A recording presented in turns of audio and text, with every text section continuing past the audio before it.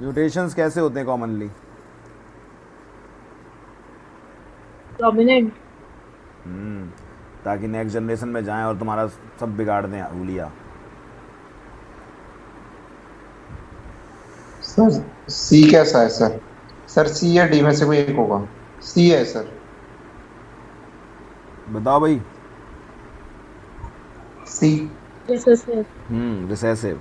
Mutation ज़्यादातर dominant नहीं होते, रिसेसिव होते हैं। ठीक है, क्योंकि अगर म्यूटेशन रिसेसिव वो डोमिनेंट हुए ना, तो क्या प्रॉब्लम आ जाएगी? हर सर वो जनरेशन में म्यूटेशन होगा, फिर तो वेरिएशन। हर एक जनरेशन में म्यूटेशन होगा। ठीक है। इसी में अगर हाँ, क्वेश्चन पूछ लिया जाए, म्यूटेशन ज़्यादातर कैसे होते हैं, पॉइंट म्यूटेशन की फ्रेम शिफ्ट म्यूटेशन? पॉइंट। कैसे होते हैं? पॉइंट। पॉइंट कैसे होते हैं? पॉइंट। पॉइंट। और इसी में पूछ लिया जाए म्यूटेशन ज़्यादातर किस में होते हैं, इंट्रॉन में कि एक्सॉन में? एक्सॉन्स। इंट्रॉन। इंट्रॉन में। एक्सॉन में हो जाएंगे तो फिर तो दिक्कत ही आ जाएगी। हर हर जनरेशन में म्यूटेशन होंगे फिर। ठीक है। म्यूटेशन कैसे होते हैं, यूजफुल की हार्मफुल? सर अगर वो कम क्वांटिटी में हो रहे हैं तो सर हाँ यूजफुल है। अगर ज्यादा में हो मैंने रहे तो हैं ये तो पूछा हार्मफुल है। म्यूटेशंस आर मोस्टली यूजफुल कि हार्मफुल, ये बताओ तुम तो सीधे सीधे आंसर। Sir useful. हार्मफुल। ठीक है, ये 4 पॉइंट याद रखना। म्यूटेशन ज़्यादातर रिसेसिव होंगे, पॉइंट होंगे, इंट्रॉन्स में होंगे, हार्मफुल होंगे। ठीक है। सर हमेशा हार्मफुल थोड़ी होते हैं सर अरे, म्यूटेशंस। मोस्टली की बात हो रही है, क्या हमेशा ही पॉइंट होते हैं क्या? ये सब मोस्टली हो रहा है, नहीं। कॉमनली हो रहा है। हाँ। ठीक है, ये 4 पॉइंट याद रखना, मतलब इससे मिलते जुलते ये 4 क्वेश्चन आ सकते हैं। सीबीएसई 2000 का क्वेश्चन था। चलें आगे। मैं ये आगे फाइल चलते हैं। मैं ये फाइल भी भेज दूंगा तुम्हें जिसमें ये क्वेश्चन लिखे हुए हैं, अभी भेज दूंगा बस बैच के बाद ही। Yes sir. नेक्स्ट क्वेश्चन दिया है, ये केसीईटी का क्वेश्चन है। केसीईटी 2000 का। मैं इसको ऐसे ही पूछ लेता हूँ। Queen Victoria of England was haemophilic carrier, colour blind, AIDS patient और deaf? Sir haemophilia. Haemophilic haemophilic. Carrier. ठीक है, तो ये लिखने की कोई ज़रूरत नहीं है। नेक्स्ट है albinism and phenyl ketonuria disorder due to. ये लिख देता हूँ मैं, क्योंकि मिलते जुलते पॉइंट हो गए ना। एल्बिनिज्म। एल्बिनिज्म तो अब नहीं आएगा पेपर में, लेकिन फेनाइल कीटोनुरिया आ सकता है। है सर वो तो। फेनाइल कीटोनुरिया याद है? हाँ यस सर। फिनाइल। कुछ एसिड था तो वो ये पायरुविक डिसऑर्डर एसिड होते में हैं। चेंज। Polygenic inheritance. ये डिसऑर्डर्स होते हैं, किस वजह से होते हैं? Recessive autosomal gene. मेरे सर पे खड़ा हो जा। अभी तेरी क्लास के कौन सी फोर्थ क्लास में है तू? अभी क्या समझ में आ जाएगा तुझे, यहाँ खड़ा है। Recessive autosomal gene.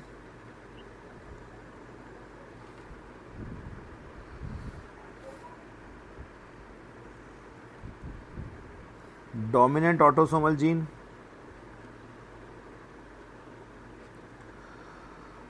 मतलब शर्म नहीं आ रही इनको, आंसर नहीं बोल पा रहे, पूरा लिखवा रहे मेरे से।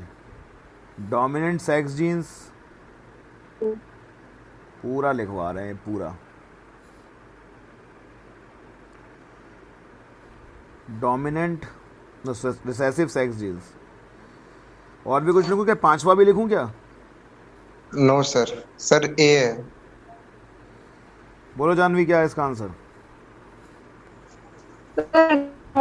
मुझे हम्म। सर ए। सर ए को लॉक कर दो। आवाज़ जानवी की सही आई नहीं मुझे। ए को लॉक कर दूं? यस सर वो भी ए यस। है। हाँ, तो रिसेसिव ऑटोसोमल जीन सही आंसर है। तो फिनाइल मेहनत कीटोनुरिया में कर। क्या होता है, चलो बताओ जरा आदित्य मुझे। सर सही से तो याद नहीं है सर, लेकिन एंजाइम एब्सेंट होता है, कौन सा एंजाइम?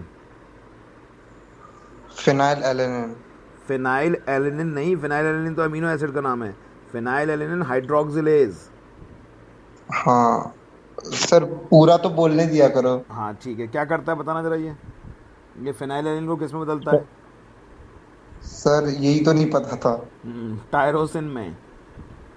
हाँ। अब सही है तो अब ये नहीं बदल पाता तो उससे क्या होता है? सर, पायरुविक एसिड आ जाता है। तो फिनाइल एलेनिन जमा हो जाता है और वो फिनाइल हाँ पायरुविक एसिड में बदल जाता है हाँ और उसके एक्यूमुलेशन से मेंटल रिटार्डेशन आ जाता है, स्किन पिगमेंटेशन हाँ होता है। ठीक है, हाँ ठीक है, जमा होता चला जाता है, तो इसको बोलते हैं फिनाइल एलिनुरिया। इसके लास्ट में रिया आया है, मतलब यूरिन से रिलेटेड डिसीज़ है, हाँ क्योंकि किडनी ज़्यादा अच्छी तरह एब्जॉर्ब कर नहीं पाती वो। तो हाँ। जिस भी चीज़ के लास्ट में रिया आ जाए वो यूरिन से रिलेटेड बीमारी हो जाती है। चलो, तो ये कैसा है? ऑटोसोमल रिसेसिव ट्रेट है। ठीक है, हाँ सर। ऑटोसोमल रिसेसिव ट्रेट का मतलब क्या? ऑटोसोमल मतलब क्या होता है? ऑटोसोमल मतलब क्या होता है? इसके इसके जीन्स किस पे मिलते हैं? कैसे बताएं सर, हम वर्ड नहीं ऑटोसोमल आ रहा मतलब सर इसके मेरे। जीन्स जो होते हैं वो ऑटोसोम पे मिलते हैं। हाँ सही ऑटोसोम बोला। मतलब क्या होता है? बॉडी के नॉर्मल क्रोमोसोम, सोमैटिक क्रोमोसोम्स। हाँ कौन से नंबर के हाँ क्रोमोसोम पे मिलते हैं इसके जीन? सर, 13। तुक्का मार लो, नहीं क्रोमोसोम नहीं, नंबर 12। 13, 12, 12। 12 पे मिलते हैं इसके जीन। ठीक है, ओके। तो ये हाँ सर। रिसेसिव कंडीशन में अपने आप को एक्सप्रेस कर पाता है। ओके, हाँ सर। अगला बताना। मैं इसको सीधे बोल देता हूँ क्योंकि ये तो कोई क्वेश्चन पूछने वाला नहीं है। एम्स 2000 का लिखा है इसमें, blood does not stop coming out of wound in tetanus, malaria, haemophilia, AIDS. Blood किस में बहना बंद नहीं होता? एड्स में कि हीमोफीलिया में? हीमोफीलिया। चलो नेक्स्ट बताओ। Extra nuclear, haemophilia. Okay, haemophilia. Okay okay, extra nuclear genes are present in, extra nuclear genes are present in, extra nuclear genes किस में मिलते हैं? साइटोप्लाज्म, ईआर एंड साइटोप्लाज्म,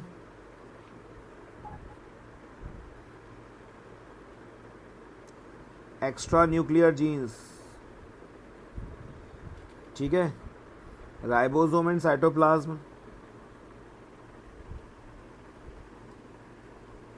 एक तुम लोगों से अच्छा क्वेश्चन पूछूं, मतलब इसके बाद मुझे याद दिला देना, मुझे पूछना है वो। अच्छा, पहले ये बताओ, माइटोकॉन्ड्रिया एंड साइटोप्लाज्म, कौन सा आंसर आएगा इसमें? ए। एक्स्ट्रा न्यूक्लियर जीन किसमें? साइटोप्लाज्म। ए। ए, अच्छा। जरा ध्यान से चारों ऑप्शन पढ़ लो, सीबीएसई 2000 का क्वेश्चन है ये। Extra new. चारों ऑप्शन जरूर पढ़ा करो, क्या पता तुमने कुछ बात छोड़ दी हो। तुमने एक्स्ट्रा न्यूक्लियर जीन सोचा, तुमने प्लास्टिड सोच लिया और बिल्कुल सही आंसर दिया साइटोप्लाज्म। लेकिन माइटोकॉन्ड्रिया में भी तो एक्स्ट्रा न्यूक्लियर जीन होता है, 3 स्ट्रक्चर होते हैं जिनमें एक्स्ट्रा न्यूक्लियर जीन होगा। साइटोप्लाज्म, माइटोकॉन्ड्रिया और प्लास्टिड। प्लास्टिड इसमें ऑप्शन, हाँ प्लास्टिड, प्लास्टिड ऑप्शन में था नहीं। साइटोप्लाज्म में जो एक्स्ट्रा न्यूक्लियर जीन होता है उसका नाम है प्लाज्मिड, जो अपन ने बैक्टीरिया में पढ़ा था। ठीक है, यस सर। तुम लोगों के पास कोई सीबीएसई वाली कोई बुक आई है क्या मार्केट में? या तुम लोग मुझे नाम बताओ तो मैं मार्केट से मंगवा लूँगा, पब्लिशर से। ऐसी कोई बुक है जिसमें ऑब्जेक्टिव बोर्ड लेवल वाले दिए हो, एनसीईआरटी वाले? ये तो सीबीएसई वाले हैं। सर ओसवाल अरे शायद हो देख ली सकते हैं, मैंने, कुछ नहीं ओसवाल है, या कुछ नहीं एरियन। है, देख ली मैंने, ओस वाला और ये दोनों देख ली, वो तो मेरे पास हैं। Success question network. उसमें तो और सर बकवास कल है, पूछेंगे। वो तो मेरे पास रखी हैं दोनों। कोई मिले तो बता, कुछ दिखे तुम्हें सर अच्छी तो बता देना। सर आपके पास वॉल्यूम है तो सर, वो पतली सी बुक। ओस वाला और वो तो मेरे पास दे गए वो पब्लिशर्स। सर। हम्म, सर आपके पास वो पतली सी बुक है तो सर। कौन सी पतली सी बुक? सर जो मैं लेकर गया था, जिसमें एमसीक्यूज हैं। हाँ, उसी से करा रहा हूँ अभी मैं क्वेश्चन। सर वो सही तो है। वो सही तो है लेकिन ख़त्म हो जाएंगे क्वेश्चन। चलो ख़त्म करते हैं पहले। एक एलील दूसरे एलील की एक्टिविटी को सप्रेस कर देता है, इस बात को हम क्या बोलते हैं? डोमिनेंस, एपिस्टेसिस, सप्रेशन और इनएक्टिवेशन बोलो। ए डोमिनेंस। डोमिनेंस। अरे क्या हो गया फिर से सर? सोच के देखो, मैंने ये टॉपिक पढ़ाया है जबकि ये एनसीईआरटी में नहीं है, मैंने पढ़ाया है जबकि, और तुम लोग आंसर नहीं दे रहे सही। ये एम्स का क्वेश्चन है। पढ़ाया है? मैंने बताया कि जब एक एलील सप्रेस कर देता है दूसरे की एक्टिविटी को, इसे एपिस्टेसिस कहते हैं।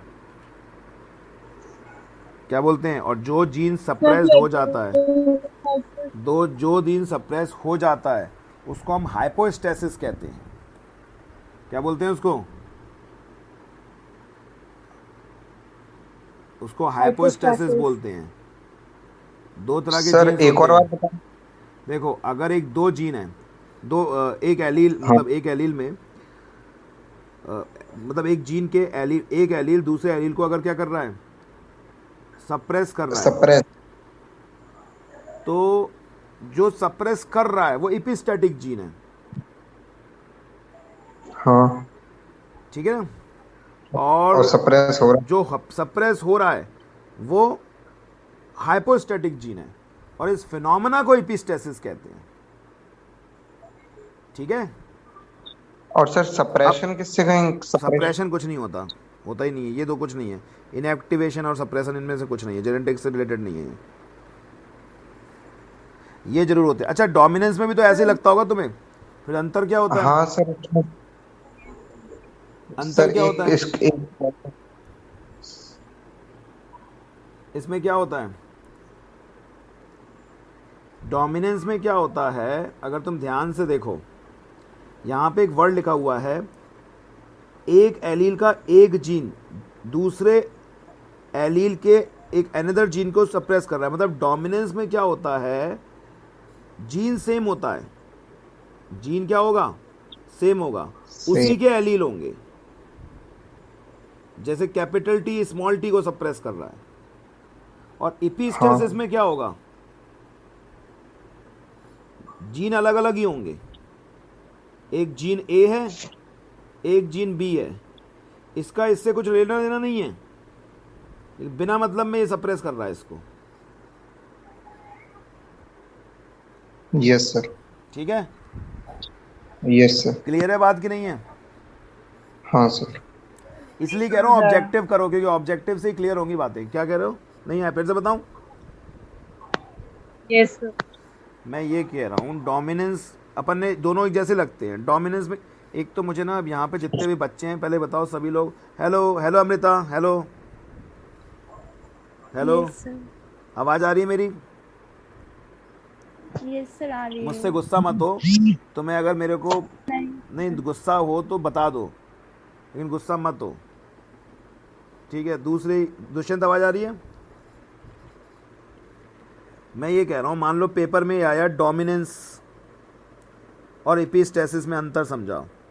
अब तो आएगा नहीं, खैर। डोमिनेंस में क्या होता है, जीन सेम है, एक ही कैरेक्टर को एक्सप्रेस कर रहा है, उसी के दो एलील हैं, और इसमें कोई डिफरेंट जीन्स हैं, इसमें डिफरेंट जीन्स हैं। वो एक जीन जो है, एक एलोमॉर्फिक पेयर दूसरे एलोमॉर्फिक पेयर के कैरेक्टर को सप्रेस कर रहा है। नहीं आया समझ में? आ गया। तो इसमें यहाँ पे क्या लिखा था, phenomena of an allele of one gene suppresses the activity of one allele of another gene is known as epistasis. और यहीं पे अगर मैं Yes, ये sir. यहीं पे अगर मैं यहाँ पे ये वर्ड कर देता,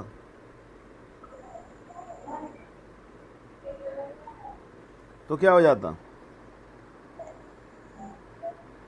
डोमिनेंस। समझे अतुल? हाँ सर। अभी यहाँ पे डिफरेंट जीन वर्ड था, इसलिए आप हाइपोस्टेसिस किसे बोलते हैं? जो जीन suppress सप्रेस हो रहा है। जाता है, और उसी के नजरिए से देखोगे तो फिनोमेना हाइपोस्टेसिस कहलाएगी। हाँ। ठीक है? Okay sir. तो यहाँ पे डिफरेंट जीन था, इसलिए एपिस्टेसिस आ गया। ये अच्छा क्वेश्चन है, इसमें आप कंफ्यूजन क्रिएट हो सकता है। ठीक है? ये गुड क्वेश्चन है। अपन ध्यान नहीं देते ना, एकदम जल्दी जल्दी में रहते हैं बहुत। कि भगना होता है अपने को। अच्छा, और ये बहुत खतरनाक क्वेश्चन आया है CBSE 2000 में। Which is the correct about trade chosen bye Mendel? Which is correct? Mendel के सारे ट्रेड याद करना, कौन से डोमिनेंट लिए थे, कौन से रिसेसिव। मुश्किल काम जरूर है लेकिन कर लेना। याद हो गए क्या?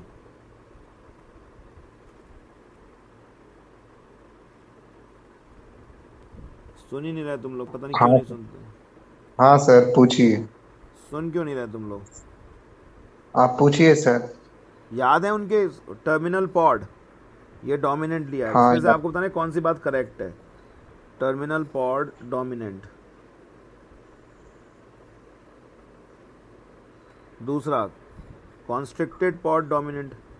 वैसे अगर देखा जाए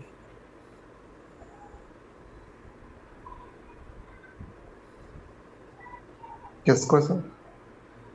कुछ नहीं, ग्रीन कलर पॉड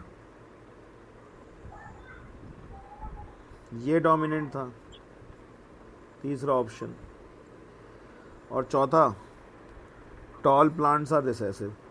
इसमें एक तो मुझे मालूम है गलत है, सर पर अपन को तो करेक्ट चूज करना है। Green colour. फिर सी। इसकी इस फाइल का नाम क्या था? ग्रीन कलर कैसे? पता नहीं, मुझे भी नहीं मालूम, सर देखता हूँ मैं। ऐसे याद नहीं रहते कभी कभी। ये क्या आ गया? सर डी है सर। रुक जा ऑप्शन एक दोबारा मिनट, रुक दिखाओ। जा एक मिनट, रुक जा भाई।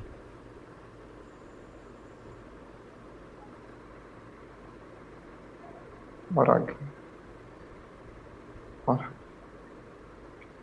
ये याद करने अपन को। ये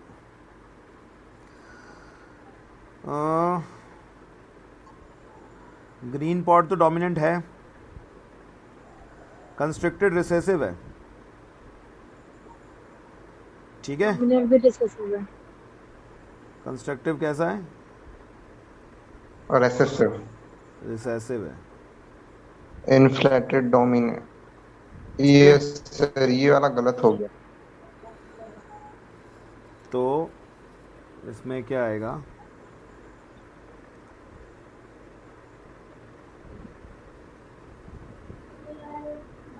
अरे अपन जो अभी पढ़ रहे थे वो कहाँ चला गया?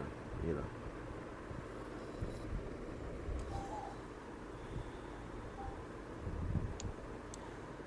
तो कौन सा सही होगा? तो वो याद करना सारे। कौन सा सही था? बी। कंस्ट्रक्टेड पॉड क्या था? बी। ये तो रिसेसिव था, तो गलत हो गया ना ये तो। कंस्ट्रक्टेड। ग्रीन वाला कैसा था? अपन ने भी सी देखा होगा था। सर। ग्रीन। डोमिनेंट। ग्रीन वाला डोमिनेंट था ना, भी देखा था अपन ने जो। हाँ सर। पक्का?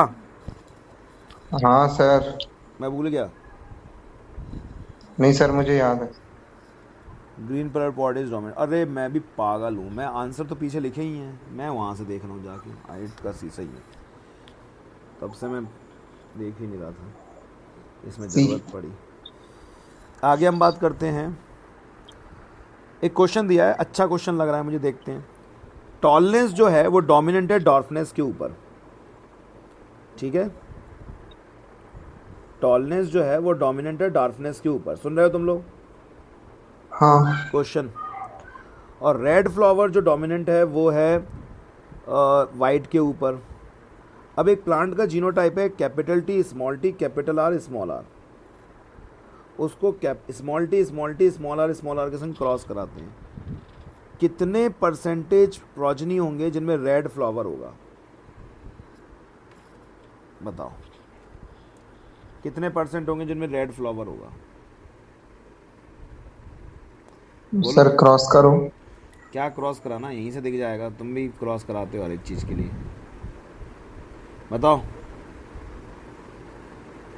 कितने परसेंट प्रोजनी होंगे? करा लो क्रॉस, तुम कराओ ना क्रॉस, मैं क्यों कराऊँ क्रॉस? कितने परसेंट? ऑप्शन दे देता हूँ, 25, 50, 80, 75 और 100। इतना टाइम लग रहा? अरे राम है, मर जाओ तुम लोग। सर कॉपी उठानी पड़ेगी। 25। 25। एक बात बताओ, हर तरह के तो इसमें क्रॉस बनेंगे ही। ये तो एक ही तरीके हाँ का गैमीट बनाएगा, यहाँ पे हर एक तरीके का हाँ। क्रॉस बनेगा बनेगा।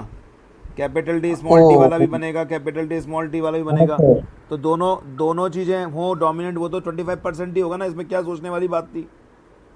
सर मुझे तुक्का लगा ही रहा था मैं ये। नहीं आया समझ में, क्रॉस करके देख लो सर तब भी हो आपने जाएगा। क्या बोला, एक बार बोलो। मैं ये कह रहा हूँ इसमें जो हैं कितने प्रकार के गैमीट बनेंगे, 4 प्रकार के गैमीट बनेंगे। वैसे ही देख लो हाँ number of sir. Heterozygous pair कितने हैं। सर 2 है, 2 2 जा 4। तो 2 2 जा 4, 4 तरह के गैमीट बनेंगे। 4 में से सिर्फ एक ही गैमीट से तो आंसर निकलेगा अपना। तो 1:4 आ रहा है प्रोबेबिलिटी, सीधे सीधे 25%। सॉल्व क्या करना था इसमें। पर सर ये तो हमने इनकम्प्लीट डोमिनेंस का भी तो केस पढ़ा था ना, उसमें तो पिंक आते फिर।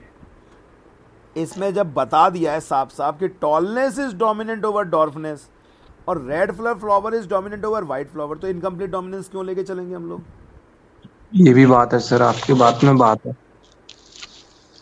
क्वेश्चन की शुरुआत में ही बोल दिया ना उन्होंने। यस सर, नहीं आया समझ में। आ गया। आ गया सर। ये मैं भी सारे क्वेश्चंस भेजूंगा मैं, और इनको दोबारा से लगाना।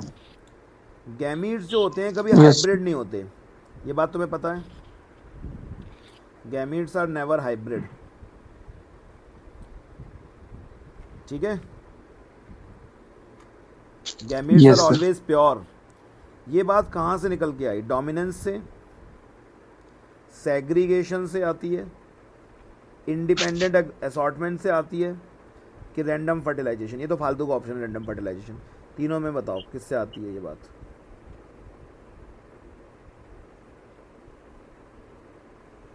ये किससे, सेग्रीगेशन।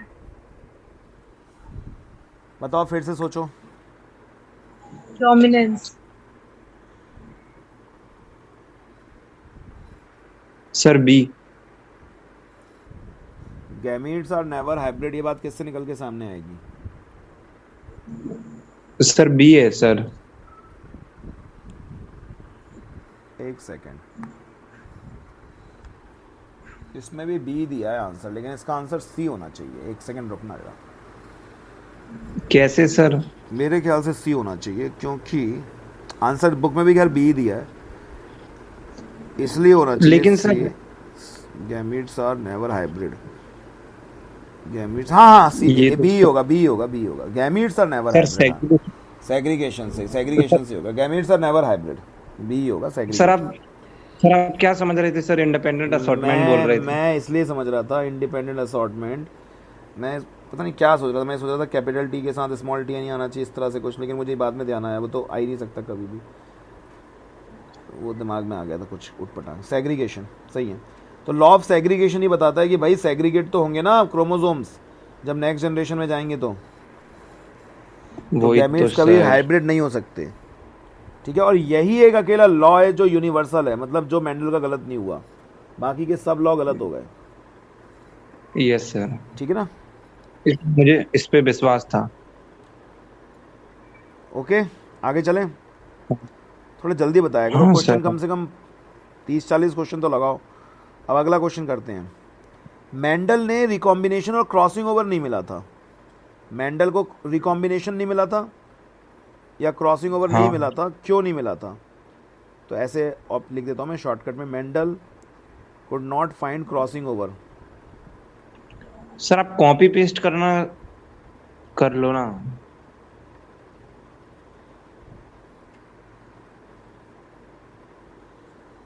तो कुत्ता देखा है, कुत्ता सर छोड़ दो सर आप। कुत्ता देखा है तुमने। सर नहीं सर, आप पढ़ाइए सर। सुबह से लेके वैसी हालत हो जाती है। 8 बजे से पढ़ा रहा हूँ मैं, 8 बजे से।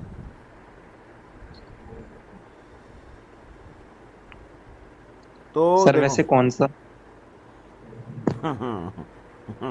गली? गली का सुनो, ट्रेड जो उसने चूज किया था, जो उसने ट्रेड चूज किए थे वो अलग अलग क्रोमोसोम पे थे। बताओ मेंडल को क्यों नहीं मिला था क्रॉसिंग ओवर। मैं पढ़ा चुका हूं इसको तुम्हें। सच में? ओहो ही। चलो मैं लिख रहा हूँ अभी मैं ऑप्शन। वैसे ऑप्शन लिखने की जरूरत नहीं है, मैं तो दो ही सर ऑप्शन याद लिख नहीं रहा होगा हूँ। सर, 2.5 महीना मैं हो दो ही गया। ऑप्शन लिख रहा हूँ। Thank you sir. अभी बताऊंगा, वर्ड्स भी बोलूंगा जो मैंने बोले थे उस समय, और अभी तुम खुद कहोगे कि सर बताया था आपने। बताओ, इसका तो दो सर अभी ऑप्शन लिखे हैं, बस दो ऑप्शन लिखे हैं मैंने, बोलो। ए सर, वेंडल को क्योंकि वो क्रॉसिंग ओवर क्यों नहीं मिला डिफरेंट, था? सर क्योंकि वो डिफरेंट क्रोमोसोम पे रहते हैं। हाँ, मेंडल ने जब भी अपने डाई हाइब्रिड का एक्सपेरिमेंट किया तो उसने जो दो कैरेक्टर्स लिए वो डिफरेंट क्रोमोसोम पे थे। केवल चार ही हाँ क्रोमोसोम तो बताया उसने तो। लिए थे, 1 4 5 7। हाँ और जब भी वो एक्सपेरिमेंट करता था दोनों डिफरेंट डिफरेंट क्रोमोसोम पे मिलते थे। हाँ सर बताया था, याद आया। याद आया? हाँ सर बताया था। नहीं, मैं इन लोगों से पूछ रहा हूँ। दिव्यांश, समझ में आया क्वेश्चन क्या है? No sir. मेंडल को क्रॉसिंग ओवर नहीं मिला था क्योंकि जब वो, यस सर। क्योंकि लिंक्ड जीन्स नहीं थे वहां पर। वहां पे जब भी उसने एक्सपेरिमेंट किए थे अलग अलग क्रोमोसोम पे ही मिले थे, काफी अलग अलग क्रोमोसोम पे, जिसमें कोई क्रॉसिंग ओवर के चांसेस थे ही नहीं। Yes sir. ये बात की थी ना अपन ने कि मेंडल लकी थे, लकी। यस सर, याद है। हाँ सर, उनकी किस्मत अच्छी थी। हाँ, नहीं तो फिर वो भी लिंकेज के चक्कर में फंस जाते, कोई भी उनका रिजल्ट निकलता नहीं। और फिर हम उन्हें फादर नहीं कहते। इपिस्टेसिस इज ड्यू टू, ये जिपमर का क्वेश्चन है। अभी मैंने बताया था इपिस्टेसिस, मैं सिर्फ दो ही ऑप्शन लिखूंगा हाँ सर लिखिए। जो कंफ्यूजन वाले होंगे। Interaction of two alleles of same gene और डिफरेंट जीन। और interaction of two separate genes. बोलो, सिर्फ दो ही ऑप्शन लिखा है मैंने। बी। बी, ठीक। Sir B sir, B. B। ठीक ठीक। सर अगला। बोलो। मैं कुछ ऐसे ही बोल रहा था। ये अब आएगा नहीं पेपर में, लेकिन मैंने पहले वाले अपने सेशन में पढ़ाया था। 9:7 का रेशो कब मिलता है? बहुत फेमस, मैंने सर 4-5 बार बात, बताया। सर ये स्टार्ट कर लो। कॉम्प्लीमेंट्री जीन याद नहीं है? नहीं सर भूल गए। दिव्यांश, याद नहीं है कॉम्प्लीमेंट्री जीन में 9:7 का रेशो मिलता है? मैंने दो प्रकार के नो जीन पेयर्स बताए थे, कॉम्प्लीमेंट्री जीन और सप्लीमेंट्री जीन। कॉम्प्लीमेंट्री जीन फिर क्या सर होता आपने है कि दो जीन पेयर ऐसे होते हैं, जैसे मान लो ये है कि अगर दोनों में से कोई भी एक रिसेसिव हुआ तो एक्सप्रेशन नहीं आएगा, नो एक्सप्रेशन। ठीक है? मतलब सर? मतलब कि मान के चलो अगर ए और बी,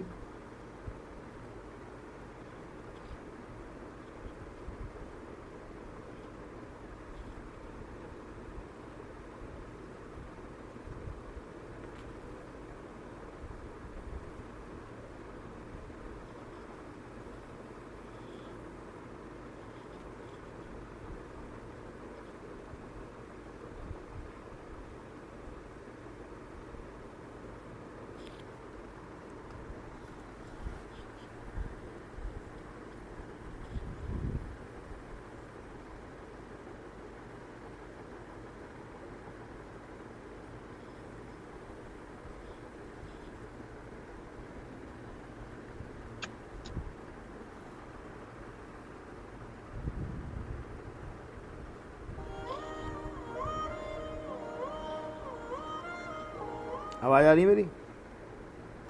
हाँ सर। कोई आवाज आ रही है? गाने की आ रही है आवाज? नहीं, गाने की नहीं, यूट्यूब की आ रही है। गाने की आवाज आ रही है? गाने की, कोई अच्छा गाना लगाइए ना। गाने की आवाज आ रही है? हाँ सर। अच्छा गाना है ये, साइनी आहूजा, कंगना रनावत, वो लम्हे मूवी का। सब लोग आ गए? हाँ सर। अरे गाना चल यार। Audio connect.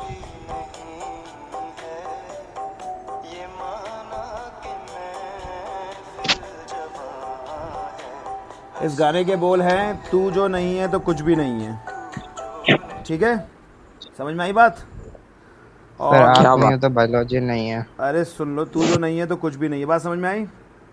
हाँ सर। हाँ सर। एक मिनट रुकना।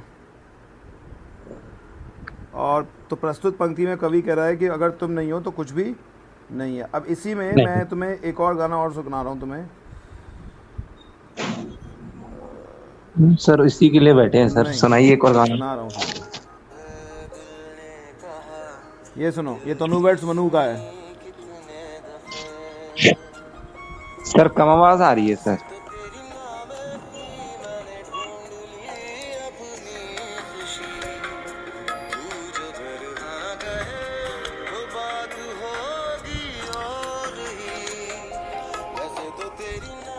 अब आ गई? आ रही है सर। तो इस गाने में कवि कह रहा है वैसे तो तेरे नाम में मैंने ढूंढ ली अपनी खुशी, तू जो अगर हाँ कहे तो बात होगी और ही। So this is the difference between the complementary and supplementary gene. तो पहले में ये बोला जाता है कि तू जो नहीं है तो कुछ भी नहीं है। मान लो अगर ए एक पेयर है और बी एक पेयर है, अगर ये रिसेसिव हो गया तो तू जो नहीं है तो फिर कुछ नहीं है, मेरे डोमिनेंस होने से कुछ नहीं हो रहा। दोनों मिलके ही पेयर एक्सप्रेशन देंगे। और सप्लीमेंट्री जीन में ये बोल रहा है कि वैसे तो तेरे नाम में भी मैंने ढूंढ लिया अपनी खुशी, लेकिन तू अगर होगी तो बात होगी और ही। मतलब सप्लीमेंट्री में अगर वो दूसरा जीन पेयर मौजूद होता है डोमिनेंस में तो कैरेक्टर और निखर के सामने आता है। सर सप्लीमेंट्री वाला सर एक और बार बताना। सप्लीमेंट्री में ये है कि अगर दूसरा जीन पेयर रिसेसिव स्टेज में होता है तब भी कैरेक्टर एक्सप्रेस हो जाता है, और अगर रिसेसिव स्टेज में ना होकर डोमिनेंस स्टेज में होता है तो कैरेक्टर और ज़्यादा एक्सप्रेस होता है। जैसे अगर रेड कलर होगा तो और ज़्यादा रेड प्रोड्यूस होगा वो। सप्लीमेंट्री सर, लगाते फिर हो ना, सप्लीमेंट्री लगाते हो, अगर सप्लीमेंट्री नहीं लगाओगे स्कूल में तो भी नंबर तो आ जाएंगे ना, लेकिन सप्लीमेंट्री लगाते हो पेपर में तो एक आध दो नंबर बढ़ जाते हैं, जस्ट लाइक दैट। हाँ, एक आध नहीं सर, बहुत बढ़ जाते हैं। उसी का एग्जाम्पल हमने देखा था कॉम्प्लीमेंट्री जिन, मैं भी कॉम्प्लीमेंट्री को फोकस करता हूँ, तो वहां पे हमने रेशो निकाला था 9:7। भूल सर ये गए? एनसीईआरटी में नहीं है ना सर? ये नहीं, ये सप्ली। एनसीईआरटी में नहीं है, पुराने सिलेबस में हुआ करता था ये। यस सर, नहीं समझ में आई बात? आ गई सर। मैंने ये कहा था कॉम्प्लीमेंट्री का, मैंने पूरा इसका क्रॉस भी कराया है, लेकिन तुम लोगों से ये कहा था सिर्फ इसका रेशो याद कर लेना, जबकि तुम लोगों ने रेशो तक याद नहीं किया। सर आपने फिर कह ही दिया ये कुछ नहीं है, इसको छोड़ दो। मैंने रेशो याद करने को बोला था, तो रेशो अब याद कर रखना, लेंगे। ठीक है? कॉम्प्लीमेंट्री जीन का रेशो याद कर लो, भले ही सप्लीमेंट्री का ना करो। 9:7 कर लो कॉम्प्लीमेंट्री का, ठीक है? सर सप्लीमेंट्री का भी बता दो फिर। 9:6:1, 9:2। 9:3:4, सॉरी मैं भी तुम्हारे संग। हाँ सर, 9 3 4 और 9 16 होना हाँ चाहिए सर। टोटल, 16। हाँ अगला देखो, मिराबिलिस जलप्पा में, ये तो मैं लिखूंगा नहीं इसको, रेड के बीच में और वाइट के बीच में फ्लावरिंग करते हैं, ये सीबीएसई 2001 का क्वेश्चन है, पिंक फ्लावर आता है, ये किसका एग्जांपल है? मैं नहीं लिखूंगा इसको, क्या लिखने वाले? Sir incomplete. Incomplete dominance. ये मैं कोई बताने वाली बात है कि आता है ये? ईमानदारी से सर, बता। एक क्वेश्चन आता है। नहीं आता हो तो मैं तुम्हें बता देता हूँ, लेकिन बता दो आता है कि नहीं आता ये। आता है। हाँ चलो, सर कोई अच्छा क्वेश्चन पूछिए जो मुझे भी नहीं आता। मैं तो लाइन से पूरे पूछ रहा हूँ। Independent assortment is absent in case of, ये मुझे ऐसा लगता है तुम लोगों को नहीं आएगा। इंडिपेंडेंट सर ऑप्शन असॉर्टमेंट दीजिए sir. Is absent in case of, अच्छा ही पूछ रहा हूँ ना। किस केस में इंडिपेंडेंट असॉर्टमेंट नहीं होगा? Genes located on same chromosome. हाँ ये अच्छा क्या है, सिंपल ही है। Genes located on same chromosome. दूसरा है genes located on homologous chromosome.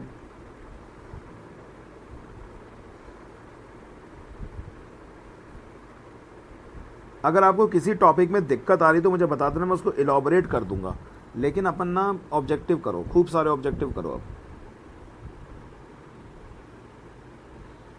और एक काम कभी मत करना जो मैंने किया लाइफ में हमेशा,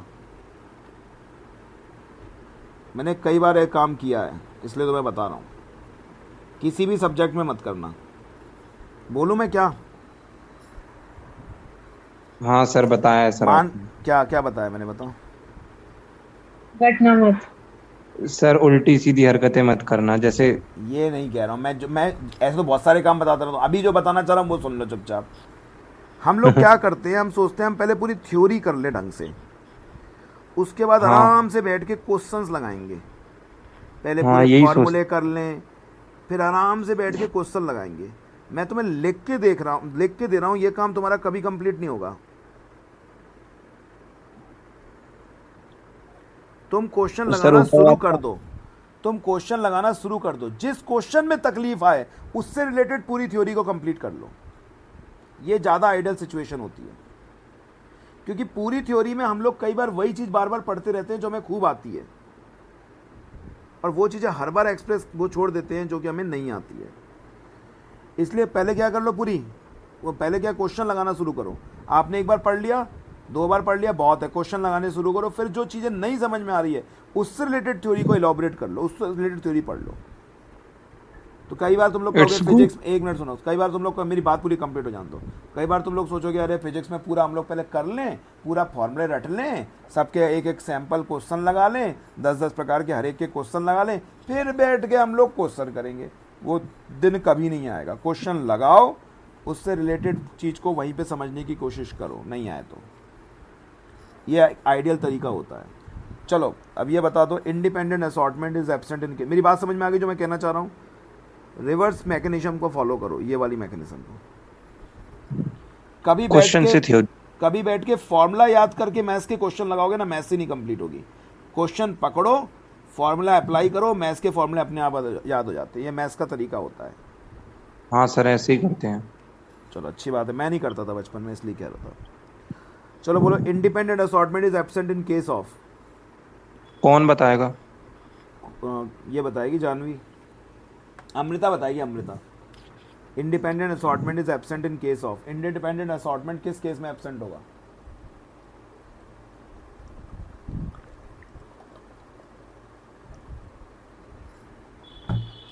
बोलो।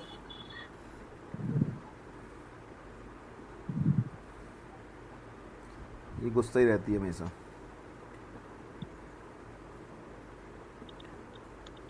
बोलो जानवी। सर जानवी की आवाज ही नहीं आ रही।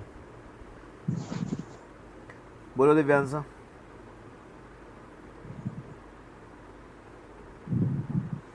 जिसमें मतलब सेम क्रोमोसोम पे होंगे। बिल्कुल ठीक है, जीन्स जब सेम क्रोमोसोम पे होंगे तो इंडिपेंडेंट असॉर्टमेंट एब्सेंट होगा। जब सेम क्रोमोसोम पे है तो वो तो साथ साथ ही जाएंगे ना, लिंक्ड जीन्स होंगे वो तो इंडिपेंडेंटली असॉर्ट तो कर ही नहीं सकते। लिंकेज के बाद ही तो इंडिपेंडेंट असॉर्टमेंट की थ्योरी फेल हो गई।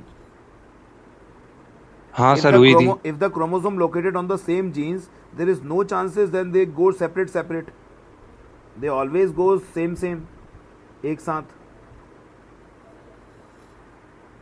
ठीक है, नहीं आई बात समझ में? Yes sir. नहीं आई सर। नहीं सी नहीं होगा। अरे क्या होता है देखो, इंडिपेंडेंट असॉर्टमेंट का मतलब क्या होता है, इसमें 4 पेयर बनेंगे। इसका मतलब ये होता है, एक ये बनेगा, एक ये बनेगा, एक ये बनेगा, एक ये बनेगा। इसका मतलब the segregation of one allelomorphic pair do not depend upon the segregation of another allelomorphic pair. लेकिन अगर मान के चलो ये इस तरीके से होते, लिंक्ड जीन्स होते, तो यहाँ पर तो फिर 2 ही तरह की चीज़ें बन सकती थी। या तो ये कैपिटल टी कैपिटल आर बनता, या स्मॉल टी स्मॉल आर बनता। ये 2 चीज़ें तो पॉसिबल ही नहीं हो सकती थी फिर। हाँ सर। पॉसिबल तो तभी हुई ना जब अलग अलग क्रोमोसोम पे उनके जीन मिलेंगे। हाँ नहीं आई समझ में? हाँ सर, आ गया। अगर लिंक जीन्स होते तो फिर तो पॉसिबल ही नहीं हो पाता। तो इंडिपेंडेंट असॉर्टमेंट कब एब्सेंट होता है, मतलब कब ऑल पॉसिबल कॉम्बिनेशन नहीं मिलते, इंडिपेंडेंटली सॉर्ट कब नहीं होते? जब वो लिंक्ड होते हैं, सर जब वो सेम एक थ्योरी क्रोमोसोम थी। पे होते हैं, जब वो सेम क्रोमोसोम पे होते हैं। और यही तो क्रोमोसोमल थ्योरी ऑफ इनहेरिटेंस है। हाँ ठीक है, नहीं आई बात समझ में? आ गई सर। सर हाँ सर एक थ्योरी थी sir, one gene one enzyme theory. ये इसमें क्या था? एक जीन एक एंजाइम बनाता है, एक एक प्रोटीन को सीक्वेंस, एक प्रोटीन को कोड करता है एक जीन। सर ये मॉलिक्यूलर की थी ना? हाँ, यस सर। बाद में इस थ्योरी को बना दिया था, one gene one cistron theory. आगे चलें। हाँ यस सर। अगला क्वेश्चन दिया है, in P wrinkling of. 20 question के बाद अपन देखेंगे पुराने क्वेश्चनों में क्या अपन ने गलती करी और दोबारा गलती नहीं करेंगे, ठीक है। Wrinkling of seeds is due to non formation of starch because of absence of enzyme. ये 2001 का क्वेश्चन है, ये मैंने आपको डायरेक्ट लिखवाया हुआ है, आप बोल नहीं सकते कि नहीं बताया इसके बारे में। बताया है। एमाइलेज, इनवर्टेज, ब्रांचिंग एंजाइम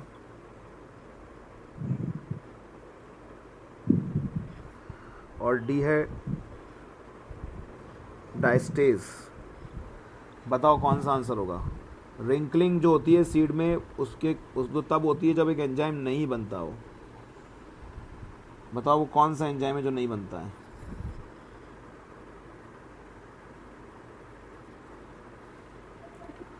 हे भगवान, आंसर नहीं आया। SBE एंजाइम मैंने साफ साफ लिखवाया है, स्टार्च हाँ ब्रांचिंग सर। एंजाइम।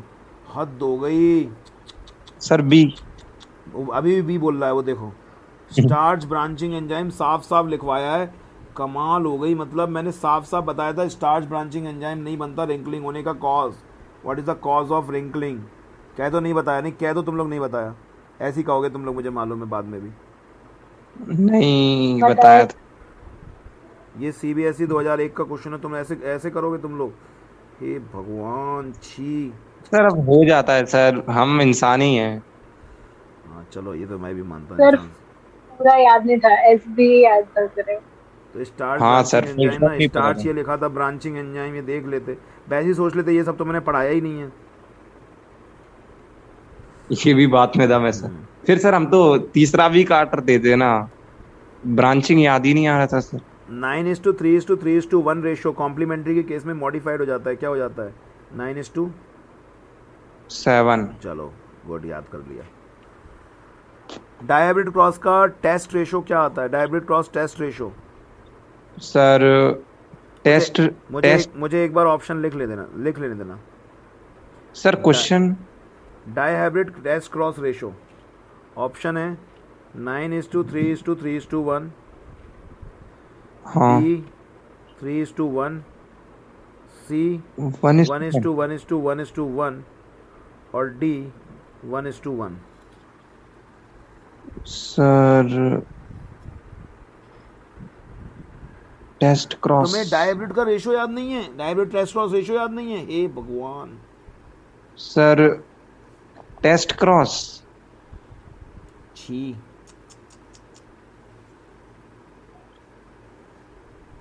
सर याद तो है लेकिन कौन सा आंसर है बोलो?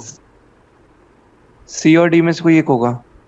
डी तो उसमें कब पढ़ा था? जब मोनोहाइब्रिड क्रॉस का रेशो पढ़ा था, हाँ तो उसी का मल्टीप्लाई करके डायहाइब्रिड का जाता है। भूल गए? तरीका बताया था मैंने। तो सर कहा तो था सी या डी में से, तो सी याद बोलो नहीं ना, आ रहा परफेक्ट था। बोलो सी। ओहो हाँ ओहो ओहो, ना बेटा, ना ना ना ना ना ना ना ना ना ना ना, 1 मिनट रुको, मैं आ रहा हूँ। ना ना ना, ये जाग गए भाई, जाग गए ना बेटा, ना। क्या बात है?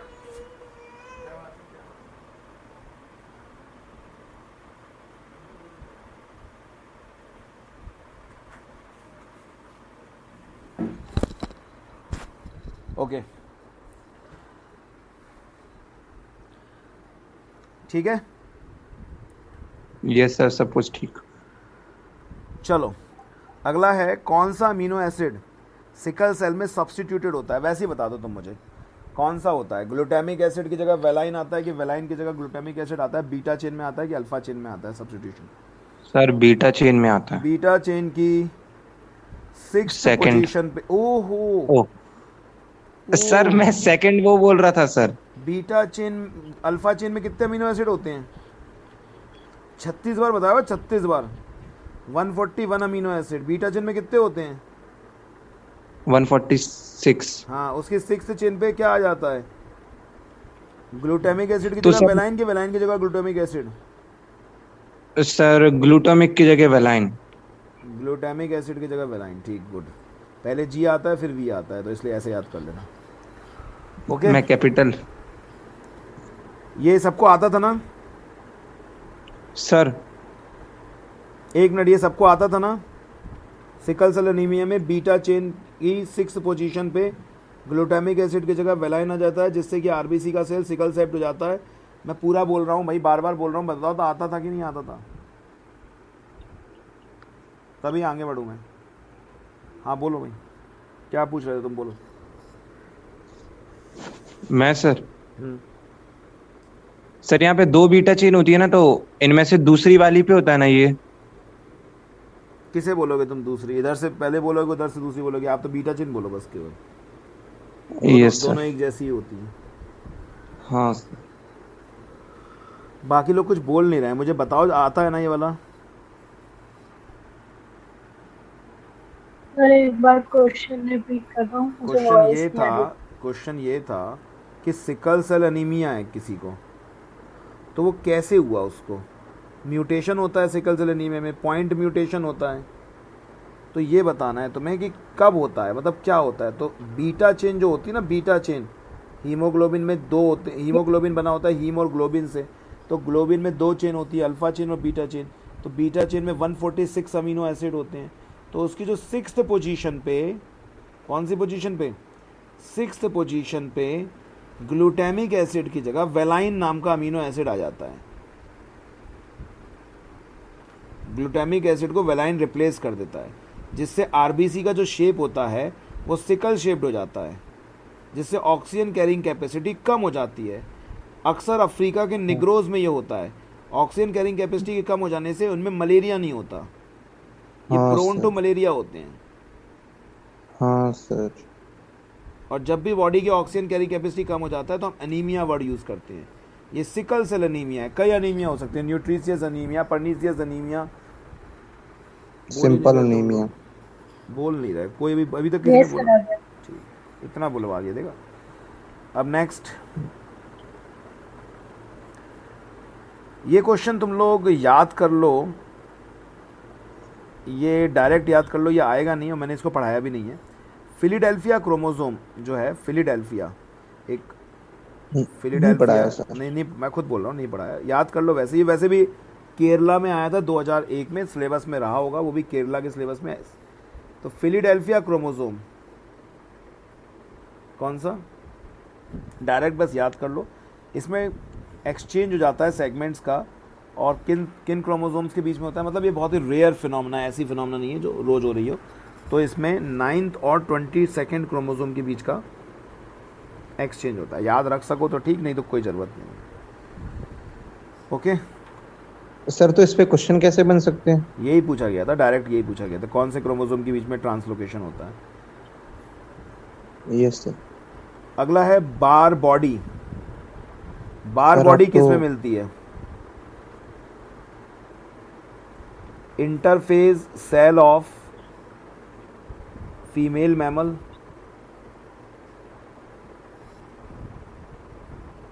या फिर मैं 2 ऑप्शन ही दे रहा हूं बस, prophase cell of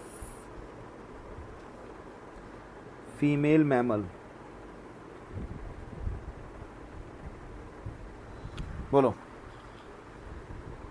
bar sir body ये याद? आपने पढ़ाया? बिल्कुल पढ़ाया है, तभी पूछ रहा हूँ, नहीं मैं क्यों पूछता? अगर नहीं पढ़ाता तो मैं पूछता ही नहीं बिल्कुल भी। इसमें एक क्वेश्चन था, मैंने अभी उसका ढंग से वो चीज़ नहीं पढ़ाई थी, मैंने पूछी भी नहीं। ड्रोसोफिला वाली, वो मेलानोगैस्टर वाली जो एक्सपेरिमेंट है, फर्स्ट क्वेश्चन अभी मैं तुम्हें वो भेजूंगा, देखना। बिल्कुल पढ़ाया है मैंने ये बार बॉडी, मैंने ऐसे करके बताया था। मुन्ना लाल बार ने इसकी खोज की थी, ML बार ने, मुझे बहुत अच्छी तरह याद है। सर सच में सर? हाँ, और बार बॉडी निकालने का फॉर्मूला भी बताया था मैंने, नंबर ऑफ एक्स क्रोमोसोम -1। ये भी बताया था। क्लिनफिल्टर सिंड्रोम में बार बॉडी निकालने का क्लिनफिल्टर सिंड्रोम में 2 एक्स क्रोमोसोम होते हैं तो बार बॉडी एक होता है, इस तरह से मैंने एग्जांपल में ही बताए थे। नहीं आ रहा तो मैं बता देता हूँ, वो कोई बात नहीं है, लेकिन मैं पूरा समझा देता हूँ, कोई दिक्कत नहीं है, पर मैंने पढ़ाया था। सर पढ़ाया था, याद आया। हाँ तो बताओ अब आगे। मुन्ना लाल बार ने नहीं खींच की थी, बस ML बार हो तो ऐसे मैंने नाम रख दिया था मुन्ना लाल बार। हाँ सर पता है। हाँ बोलो क्या होता है बार बॉडी, नहीं आता तो मैं समझा देता हूँ फिर से एक्सप्लेन। देखो एक बात ना, देखो एक तो तुम लोग ना ये शर्माना छोड़ दो, नहीं आता तो क्लियरली बोलो नहीं आता, मैं समझा दूंगा, क्या दिक्कत है। नहीं आता। हाँ, बस बात बोला करो ना, नहीं आता नहीं आता, क्या टेंशन की बात है। पेपर तक कितनी बार बोल लो, पेपर पे बात नहीं बोलना तुम लोग, ऐसी कोई। सर सुनते, हाँ बोलो। मैं ये बोल रहा सर, सिर्फ यही याद है सर, इसके आगे कुछ नहीं आता। मतलब यही सर फॉर्मूला याद है। चलो मैं बता देता हूँ बार बार बॉडी क्या होती है। होता क्या है, फीमेल्स में, किस में, फीमेल्स, फीमेल्स में खास तौर से न्यूट्रोफिल सेल्स में, न्यूट्रोफिल समझते हो, WBC की सेल्स होती हैं, ठीक है। हाँ सर। WBC की सेल्स में एक ड्रमस्टिक लाइक स्ट्रक्चर दिखता है न्यूक्लियस के अंदर। ड्रमस्टिक कैसा,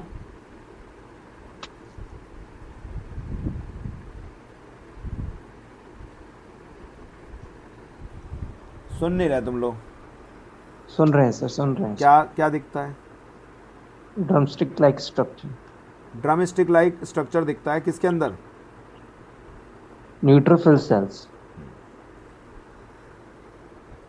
किस में, खास तौर से न्यूट्रोफिल सेल में, वैसे सब में ही दिखता है लेकिन खास तौर से न्यूट्रोफिल सेल में, ठीक है।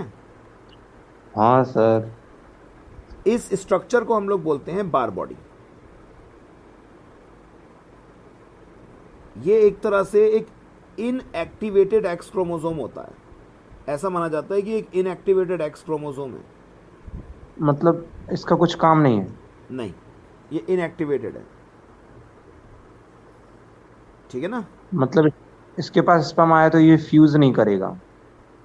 ये स्पर्म के संग फ्यूज क्यों करेगा, क्रोमोसोम कब से फ्यूज करने लगे, ओ सॉरी सॉरी,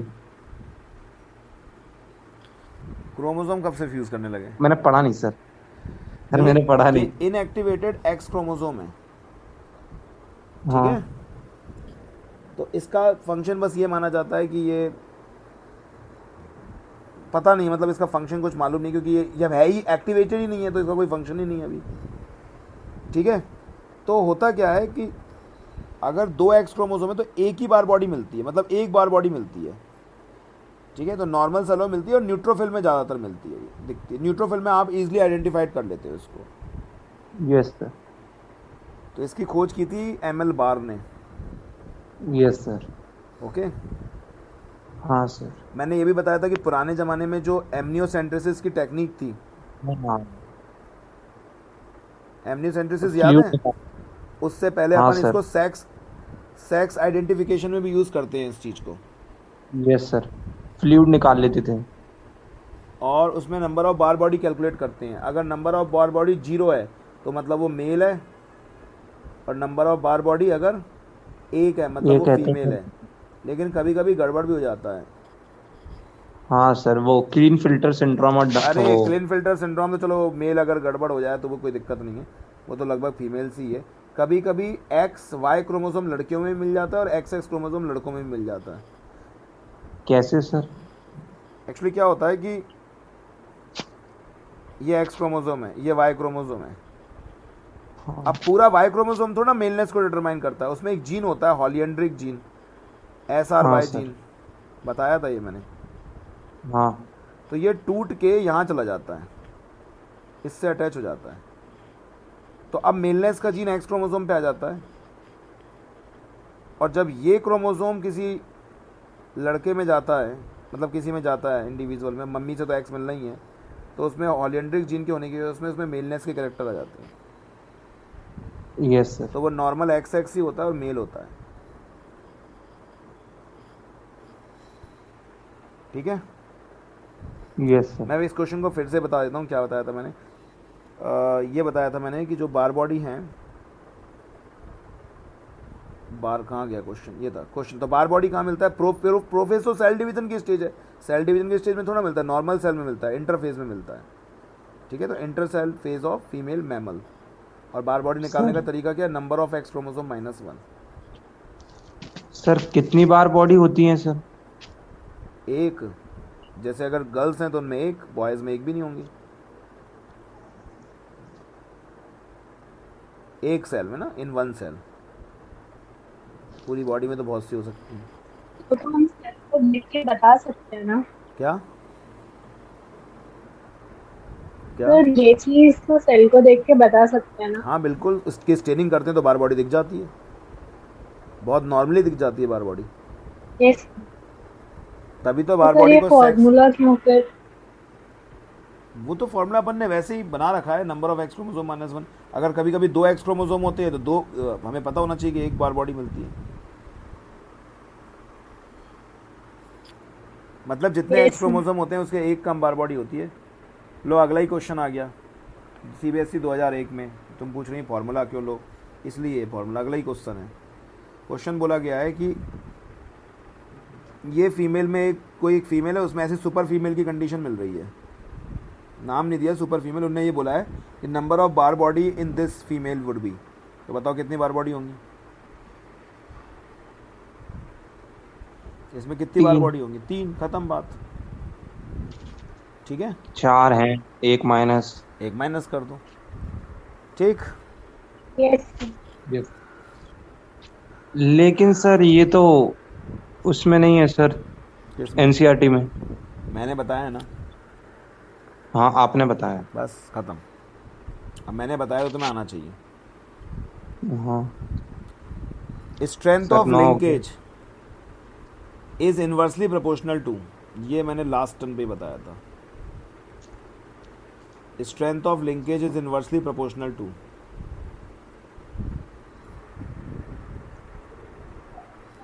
जीन्स, ये क्या है? ये आना चाहिए inversely proportional to distance between, आना चाहिए। क्या है ये?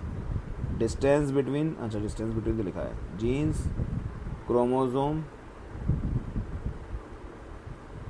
सी क्रोमेटिड्स एंड टीलोमियर।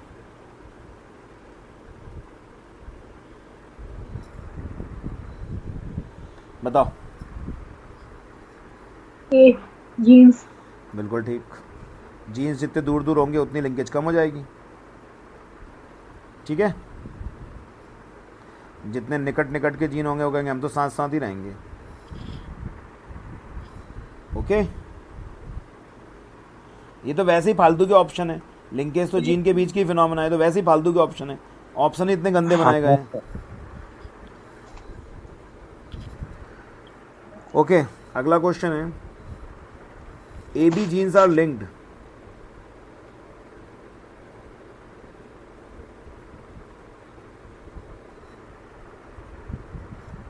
तो आपने क्रॉस कराया एक प्रोजेनी के बीच में, व्हाट इज द जीनोटाइप?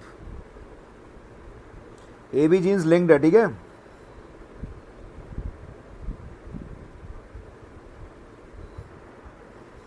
आपने क्रॉस कराया, what is the genotype of progeny in a cross between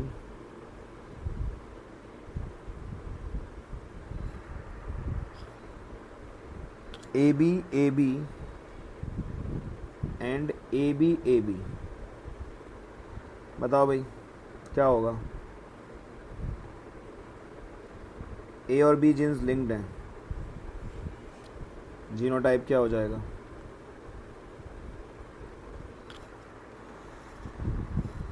बोलो बोलो बोलो,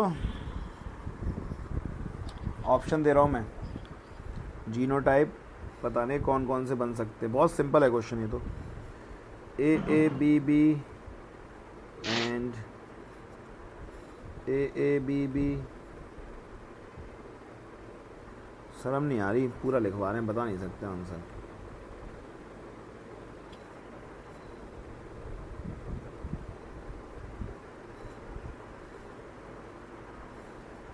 AABB and AABB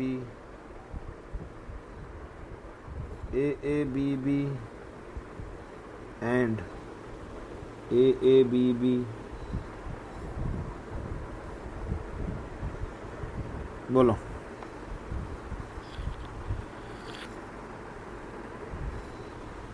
बोलो बोलो, सर, डी। आंसर बोलो।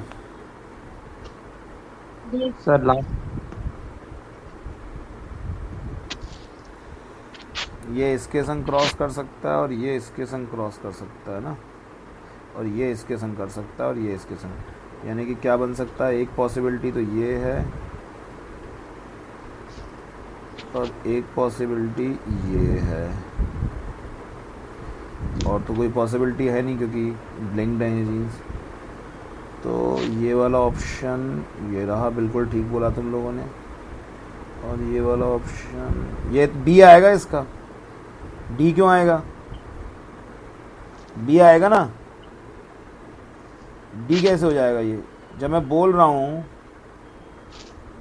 ये आंसर कैसे दे दिया तुम लोगों ने?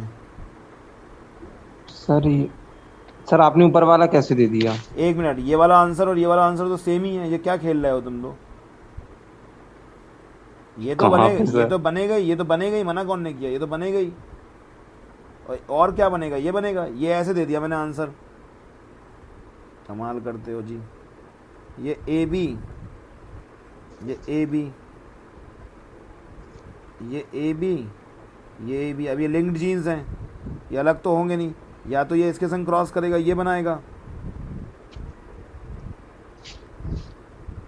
और इसमें नहीं हो सकती है, मना है, इसने मना कर दिया क्या, हम नहीं करेंगे क्रॉस।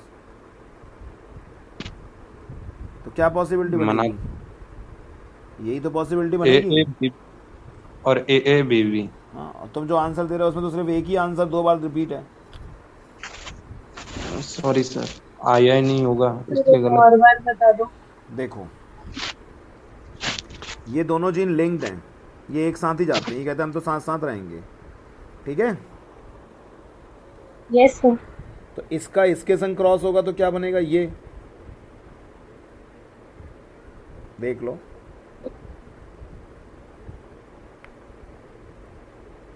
फिर से बोलूं, यस सर। इसका इसके संग क्रॉस होगा तब भी यही बनेगा, 2 तो ऐसे बनेंगे। Yes sir. इसका इसके संग क्रॉस होगा तो ये बनेगा, और इसका इसके संग क्रॉस होगा तो फिर से यही बनेगा, तो 2 ही तो बनेंगे ऐसे। तो यही तो 2 कॉम्बिनेशन बन सकते हैं बस, केवल। सर आ गया, नहीं आया? आ गया। अगला क्वेश्चन करते हैं। 26 पे आ गए अपन, कहाँ पे आ गए, नहीं, अच्छा। Probability of all the 4 sons of to a couple is, एक कपल के 4 लड़के होंगे, वाह वाह, 2 करने चाहिए वैसे। एक कपल के 4 लड़के होंगे, इस बात की प्रोबेबिलिटी क्या है? 1:4, 1:8, 1:16। ये तो मैथ्स का क्वेश्चन है। सर क्वेश्चन क्या बोला आपने वैसे? एक कपल के 4 लड़के होंगे, एक कपल है उसके 4 लड़के होंगे, इस बात की क्या प्रोबेबिलिटी है? 1/16। ये बोलेंगे इन लोग। एक लड़के की प्रोबेबिलिटी 1/2, फिर अगले लड़के की प्रोबेबिलिटी फिर से 1/2, फिर अगले की फिर से 1/2, फिर अगले की फिर से 1/2, 1/16 हो जाएगा आंसर, खत्म बात। सर ये तो क्वेश्चन बायो का है ही नहीं, मैथ्स का, वो मैथ्स का क्वेश्चन है। सैंपल स्पेस बना लो, अगर 4 हैं तो boy boy boy boy, boy boy boy girl, boy boy girl girl, बनाते ना अपन, बचपन में बनाते थे, याद करो। हाँ 16 नहीं, मैं तो नहीं बनाया 16 सैंपल स्पेस बनते हैं जिसमें से एक ही कंडीशन बन सकती है। सर। सर खत्म करो क्लास। नहीं, ख़त्म नहीं करो, अच्छा लग रहा है, मज़ा आ रहा है, अब तो मज़ा आ रहा है। अब तुमने एक बार शुरू करवा दी ना, मज़ा आने लगा, तो अपन 10 बजे करेंगे ख़त्म। सर नेट नहीं बचा। तुम्हारा नहीं बचा, सबका बचा ना, तो क्वेश्चन मैं भेज दूंगा ना, तो मैं क्यों टेंशन ले रहे हो, रिकॉर्डिंग देख लेना। अगला क्वेश्चन देखते हैं अपन। 50 बचा है सर। मेल XX है, और फीमेल एक्स वाई है। ए मैंने अभी जो क्वेश्चन पूछा वही आ गया, देखो क्वेश्चन, मेल एक्स एक्स और फीमेल एक्स वाई, ये कंडीशन क्यों कब हो सकती है? हार्मोनल इम्बैलेंस, अभी बता रहा था मैं तुम्हें ये बात, हाँ सर। वो क्वेश्चन के रूप में है। देखो कब आया था सीबीएसई 2001 में, 2002 में तो मैंने दिया था पीएमटी, मतलब मैंने ये क्वेश्चन पढ़ा होगा अपने टाइम पे तभी बताया। डिलीशन चौथा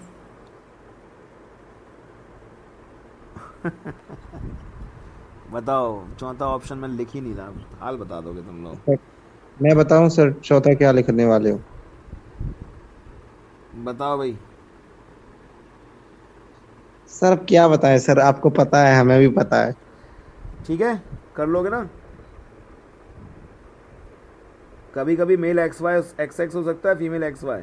कौन से जीन का ट्रांसफर होगा? Yes holandric gene, S R Y, yes sir ये याद है। हॉलियंड्रिक, हॉलियंड्रिक स्पेलिंग,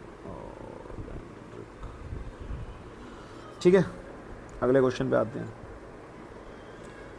किस केस में इनहेरिटेंस एक्स्ट्रा न्यूक्लियर होगा? एक्स्ट्रा न्यूक्लियर इनहेरिटेंस कब होता है? मैं ऑप्शन दे रहा हूं, तुम लोग तुरंत बता दोगे। एक्स्ट्रा न्यूक्लियर, ये देखो तुम लोग कह रहे थे उस दिन कि सर बहुत एक्स्ट्रा हो रहा है, देखो उसके क्वेश्चन कितने सारे दिए हैं वही एक्स्ट्रा के, लेकिन ये आएंगे नहीं क्योंकि ये बहुत पुराने क्वेश्चन है। एक्स्ट्रा न्यूक्लियर इनहेरिटेंस, वगैरह के ना, नीट वगैरह के क्वेश्चन है ना। ये सीबीएसई 2001 का क्वेश्चन है जो मैं भी पूछ रहा हूँ। इसमें टोटल क्वेश्चन दिए हुए हैं, टोटल दिए हैं 188। मैं सारे क्वेश्चन वही पूछ रहा हूँ जो आए हुए हैं एग्जाम्स के, एक भी क्वेश्चन बनाए हुए नहीं पूछ रहा। बनाए हुए क्वेश्चन में कई बार डिस्प्यूट हो जाते हैं।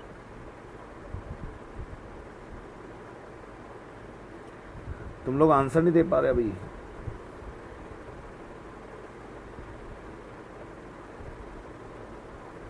बताओ। नहीं आता सर ये। ये क्वेश्चन नहीं आ रहा तो कोई बात नहीं है, क्योंकि यहाँ पे एक्चुअली यूनिसेलुलर केसेस में एक्स्ट्रा न्यूक्लियर इनहेरिटेंस होता है। अब इसमें मैंने तुम्हें बैक्टीरिया तो बता दिया था, मैंने तुम्हें ये नहीं बताया था कि पैरामीशियम में भी हो सकता है ऐसा एक्स्ट्रा न्यूक्लियर इनहेरिटेंस। ठीक है, तो अगर ये नहीं आ रहा तो कोई भी उसमें घबराने की बात नहीं। पैरामीशियम में क्या होता है, दो प्रकार के न्यूक्लियस होते हैं। पैरामीशियम जानते हो ना, स्लीपर लाइक ऑर्गेनिज्म, हाँ तो वहाँ पे दो न्यूक्लियस होते हैं, तो उसमें एक न्यूक्लियस का एक्सचेंज हो जाता है पैरामीशियम्स के बीच में। जैसे याद करो वो प्लाज्मिड में नहीं होता था, conjugative plasmid, non conjugative plasmid, bacteria में भी हो जाता Yes. था वैसे ही, तो यहाँ पे पैरामीशियम में हो जाता है। ये किलर विलर तो कुछ नहीं है, ये किलर का कोई मतलब नहीं है। ठीक है, यहाँ पे दो क्रोमोसोम होते हैं, एक जो होता है ना बॉडी के फीचर संभालता है, ऑटोसोम्स होते हैं वो, ऑटोसोमल क्रोमोसोम्स, और एक होता है जो मतलब एक न्यूक्लियस ही पूरा डेडिकेटेड होता है सेक्स क्रोमोसोम को रिलेशन के लिए। Sex Allosome. एक्टिविटी को कंट्रोल करने के लिए पूरा एक न्यूक्लियस ही डेडिकेटेड होता है इनके अंदर। ठीक है, तो वो एक्सचेंज कर सकता है पैरामीशियम के बीच में। समझ में आ रहा है क्वेश्चन की? सर- फिर से बताऊं? सर मेरे को दोबारा बता दी। मैं ये कह रहा हूँ पैरामीशियम में एक्स्ट्रा न्यूक्लियस, जो मेन न्यूक्लियस इनके होते हैं ना,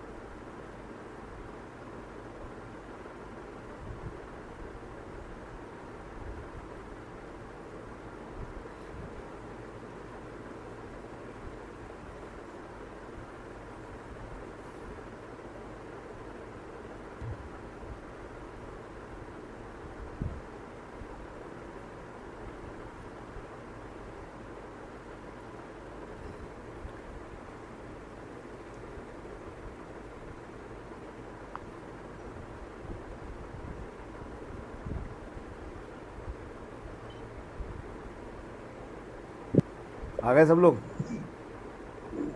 हाँ सर। तो मैं ये कह रहा हूँ, जैसे अपन ने बैक्टीरिया में पढ़े थे, हाँ प्लाज्मिड होते थे, कंजुगेशन हाँ ट्यूब बनती थी, पढ़ा था? हाँ सर। तो इस प्रकार के हाँ सर। इनहेरिटेंस को हम क्या बोलते थे? एक्स्ट्रा न्यूक्लियर, क्योंकि मेन न्यूक्लियस हाँ इनहेरिट नहीं हो रहा था। इसी प्रकार से पैरामीशियम में होता है, एक पूरा उनमें न्यूक्लियस ही होता है जो कि डेडिकेटेड होता है सेक्स क्रोमोसोम के लिए। Yes sir. ठीक है, उसे कप्पा पार्टिकल हाँ कहते हैं। सर। कप्पा पार्टिकल, नाम भी याद करना, अगर याद करना हो तो कप्पा पार्टिकल कहते हैं उसको। Yes sir. तो उसके ट्रांसफ़र से सेक्स चेंज हो सकता है, तो वो भी वही होता है। लेकिन इसमें क्या होता था कि सेक्स दूसरे को ट्रांसफ़र करते थे, उसमें डॉटर सेल को दिया जाता है सेक्स, तो वहाँ पे एक्स्ट्रा न्यूक्लियर इनहेरिटेंस है वो। तो कप्पा पार्टिकल्स के द्वारा होता है, वहाँ पे एक डेडिकेटेड पूरा वो होता है, उसमें क्या बोलते हैं, न्यूक्लियस। तो वो हाँ एक्स्ट्रा सर। न्यूक्लियर इनहेरिटेंस है। ठीक है, ये बताया था कि नहीं बताया था मैंने? यस सर, ये बताया था। नहीं, ये नहीं बताया था मैंने, नहीं बताया था मैंने। मैंने ये नहीं पैरामीशियम बताया वाला था नहीं सर। बताया था, बैक्टीरिया वाला बताया था। हाँ, बैक्टीरिया वाला कह रहा। ठीक है, एक कप्पा नाम मैंने कहीं सुना है। कप्पा किस में आता था? शक्तिमान में आता था कप्पा। सर डोरीमोन में आता था। डोरेमोन में आता है कप्पा? हाँ सर, सोनियो तो जैसा होता है सर, ग्रीन कलर का। अच्छा, कोई कुछ बोल रहा है बीच में, एक मिनट सुनना, क्या बोल रहा है? केमिस्ट्री में आता है। Yes. हाँ, केमिस्ट्री में आता है, इलेक्ट्रोकेमिस्ट्री में, याद आ गया मुझे। Yes sir. Kappa normal women है, एक नॉर्मल वुमेन है। कैसी है? नॉर्मल वुमेन है, ठीक है। उसके फादर कलर ब्लाइंड हाँ है। सर। मैं नहीं लिख रहा, मैं लिख दूंगा पूरे जीनोटाइप, तो फिर आंसर ही क्या बताओगे? उसके फादर कलर ब्लाइंड है, उसके फादर कलर हाँ ब्लाइंड सर। है, और उसकी शादी एक कलर ब्लाइंड मैन से होती है। क्या क्वेश्चन दे रहे हैं ये? अच्छा, फादर की नहीं होती, इसकी होती है, सॉरी, इसकी कलर ब्लाइंड मैन से शादी होती है। दोबारा करवाओगे सर? अरे मुझे लगा, देखना लैंग्वेज क्या है। A normal woman whose father was colour blind marries a colour blind man, तो मुझे ऐसा लगा मैंने फादर की शादी हो जाती है कलर ब्लाइंड मैन। आपको बताना है कि कितने परसेंट लड़कियां, इसके फादर खुद कलर ब्लाइंड थे। मैं क्यों करूं? हाँ इसके फादर खुद कलर ब्लाइंड थे, ठीक है। Yes sir. इसकी शादी हो जाती है किससे? एक कलर ब्लाइंड, मतलब पापा भी कलर ब्लाइंड थे, उसने कहा मैं भी एक कलर ब्लाइंड पति चाहती हूँ। तो ये बताना है आपको कि परसेंटेज ऑफ गर्ल्स,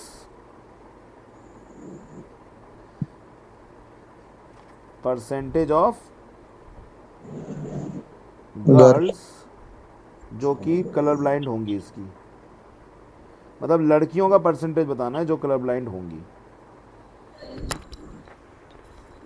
ऑप्शन दे देता हूँ, बहुत सिंपल क्वेश्चन है ये तो।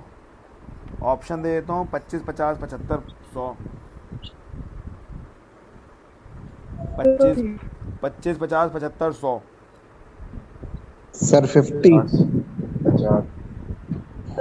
50 sir, 50-50 sir. 50-50। Yes sir. Father colour blind है, मतलब XCY। पति कलर ब्लाइंड है, मतलब दिस Y में तो होगा नहीं इसका जीन। हाँ, और ये तो नॉर्मल ही है, लेकिन इसमें कैरियर। कैरियर रही होगी पक्का ये। तो इसकी एक लड़की तो ये होगी, इसकी एक लड़की 50% ही आएगा ना। हाँ, गर्ल्स के बारे में ही पूछा है इनने, XY, और बॉयज़ की तो बात ही नहीं की गई है।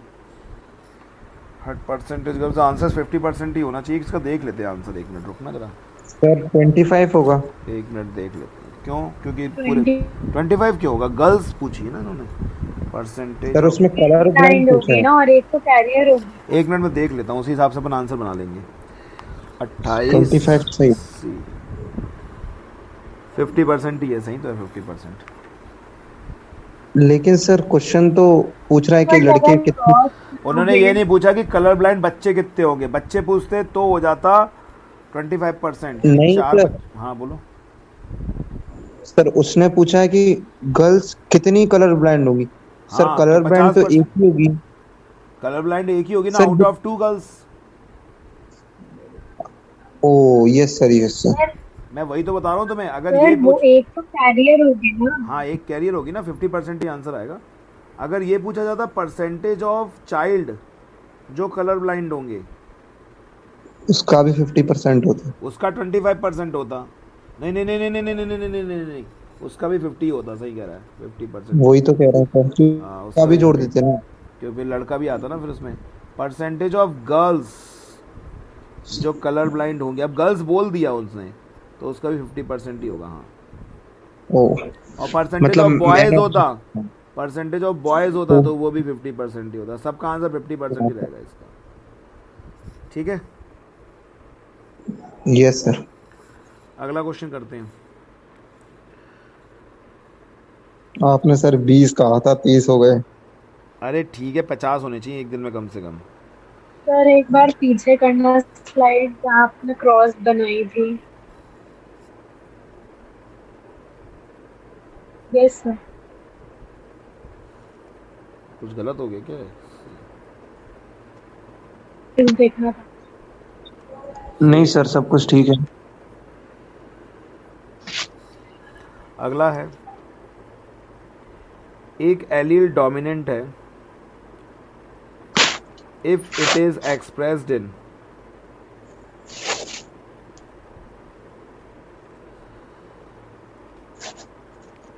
ऑप्शन क्या लिख रहा हूँ, ये क्वेश्चन ऐसे ही पूछ लेता ये वाला तो मैं। Both homozygous and heterozygous state,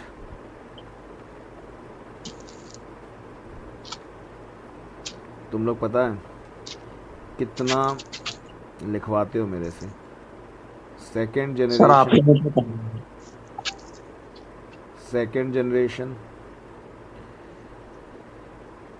heterozygous combination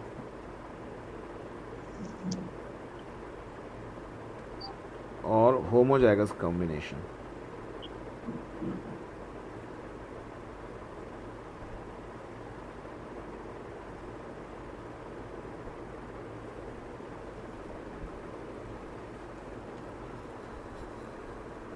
बोलो।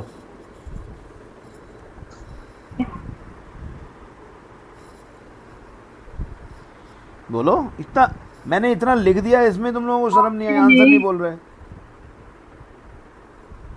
कब होता है एक एलील ऑप्शन डोमिनेंट? नहीं। ए, जब वो होमोजाइगस हेट्रोजाइगस दोनों में डोमिनेंट हो, तभी तो एलील बोलेंगे, तभी तो डोमिनेंट बोलेंगे। होमोजाइगस कॉम्बिनेशन में डोमिनेंट होता है तो रिसेसिव होता है। अगर केवल हेट्रोजाइगस में डोमिनेंट हो जाए ऐसा, तो ऐसे तो बात होनी नहीं चाहिए, अच्छी बात नहीं है ये। अपने खुद के कॉम्बिनेशन में डोमिनेंट नहीं हुआ, दोनों कॉम्बिनेशन में डोमिनेंट होना चाहिए ना उसको। ये तो फालतू की बकवास कर रहे थे। सेकंड जनरेशन, इससे क्या हो जाएगा?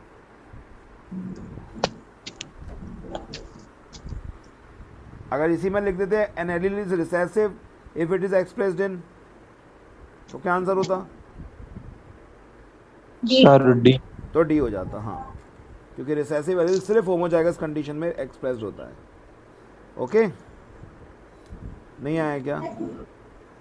आ गया आ सर। गया सर। अब बताओ मोनोसोमिक एबनॉर्मलिटी कौन सी है? 2n-1 मतलब मोनोसोमिक एबनॉर्मलिटी। बताओ, Klinefelter syndrome, Turner syndrome, Edward syndrome कि डाउन सिंड्रोम? सर ये क्या? ES Edward syndrome. क्या sir? Edward syndrome monosomic sir condition मैं किसमें आवाज मिलती कट है? रही एडवर्ड सिंड्रोम, ये डाउन है। सिंड्रोम। सर आवाज आ रही है। क्लीन फिल्टर सिंड्रोम और टर्नर सिंड्रोम आ रही है सर। हम्म, मत लिखो सर। बताओ। मोनोसोमिक, इतनी देर बात कर रहे हो तुम लोग, लगा रहे हो। मोनोसोमिक कंडीशन बोलो ना। क्या हो गया तुम लोगों को? पहले कितना बोलते थे तुम लोग? ये केमिस्ट्री पढ़ पढ़ के हुआ है तुम लोगों को? ज़्यादा केमिस्ट्री पढ़ते हो तुम लोग? बोलो बोलो, मोनोसोमिक कंडीशन किस में मिलती है? Sir A B C D. Turner B. B simple है, टर्नर सिंड्रोम। टर्नर सिंड्रोम में क्या होता है? मोनोसोमिक कंडीशन ही तो मिलता है, एक एक्स क्रोमोसोम कमी तो होता है इसमें। ये तीनों तो ट्राइसोमिक कंडीशन के एग्जाम्पल हैं। इसमें एक्स एक्स वाई हो जाता है, इसमें 21st क्रोमोसोम की ट्राइसोमी होती है, और इसमें किसकी होती है? 18th क्रोमोसोम की। एडवर्ड सिंड्रोम याद है? मैंने बताया था, 3 याद कर लेना, पटायू, एडवर्ड और डाउन सिंड्रोम। सर पेड़ 13, 18, 18 21। 21। ठीक है? हाँ सर, नहीं आया समझ में? आ ही गया। ये तो मोनोसोमिक कंडीशन इसमें मिलेगा ना, मोनोसोमी तो होगा इसमें। यस सर, नहीं आया? आ गया। आ गया सर। अब 31st करते हैं। 3 जीन है ए बी सी, पूरा लिखता हूँ, ये अच्छा लग रहा है क्वेश्चन ऐसे। 3 जीन्स। सर लास्ट क्वेश्चन, क्या? लास्ट क्वेश्चन है ये। नहीं तो अभी तो शुरुआत हुई है, पढ़ो। वैसे भी अपन ने इतने दिन से पढ़ा नहीं है।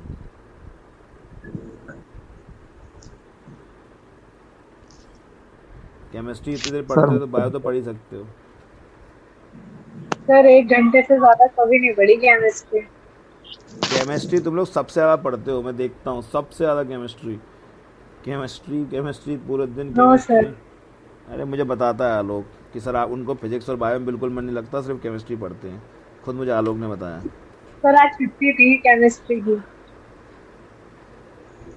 तुम लोगों ने बताया नहीं, मैं आज फिजिक्स का बैच ले लेता, छुट्टी थी तो। सर वो कोई नहीं गई, छुट्टी नहीं थी वैसे। सर इसको बंद करो सर, फिजिक्स का स्टार्ट कर दो।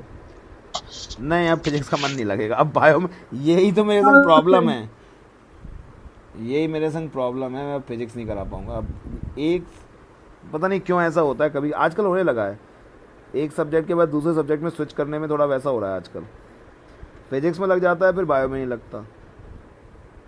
पता नहीं मेरे साथ ही होता है कि सबके साथ होता है, आजकल हो रहा है, वैसे नहीं होता था मेरे साथ।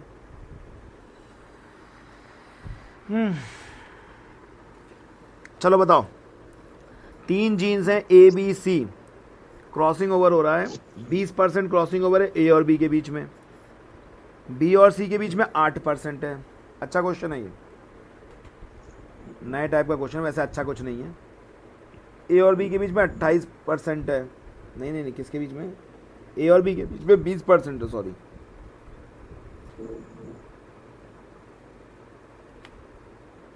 ए और बी के बीच में कितना है? 20% है। 28% किसके बीच में? बी और सी के बी बीच और में। सी। मैंने कुछ गड़बड़ कर दी लिखने में। 20% between A and B, 28% between B and C. हाँ, B and between and 8% between A and C, 8%। वही लिखा था वो। सर सही पहले question. 8% between A and C, ठीक है।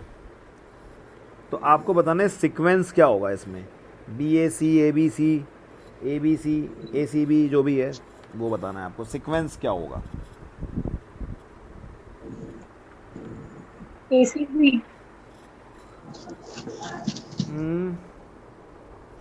एबीसी। पहले अलग से लिख लेते हैं, AC ए बी सी, इन दोनों के बीच में कितना है? कितना है? सबसे कम किसके बीच में? पहले ये देखो सबसे कम किसके बीच में, पहले बना लेते, पहले बना ले, पहले बना लेते, पहले बना लेते। 20% इसके बीच में, और किसका है? बी और सी के बीच में 28 है, ठीक है भाई साहब। और ए और सी के बीच में 8% है, मतलब कुल मिला के ए और सी पास पास हैं। जिनके बीच में क्रॉसिंग ओवर सबसे कम है, मतलब वो लिंक्ड जीन्स हैं, वो पास पास होंगे। ठीक है, अब ए के पास सी है कि ए के पास बी है वो देखना है।